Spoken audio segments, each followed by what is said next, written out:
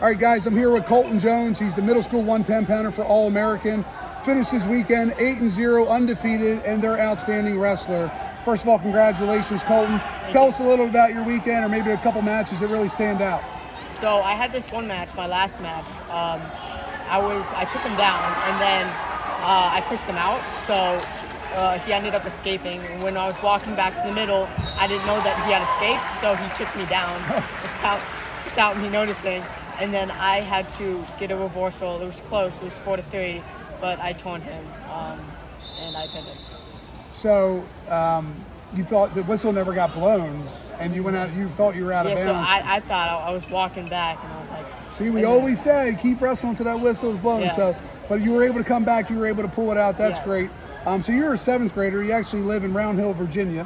Yep. I know you're a runner-up in folk style states. You're a freestyle and you're a Greco state champion. What are some of your goals in wrestling? I've always wanted to become a Super 32 placer finalist.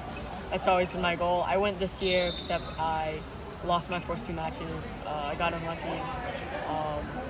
So I'm thinking about coming back real strong next year.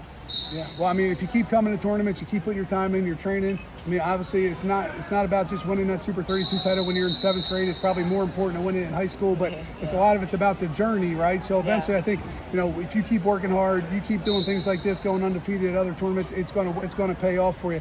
Outside of wrestling, do you play any other sports?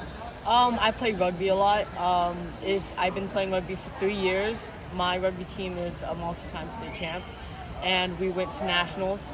We ended up beating the team that got first. It was really weird. We beat them, and they got really mad. When we went up against them again, they dominated us. How'd you get into a sport like rugby?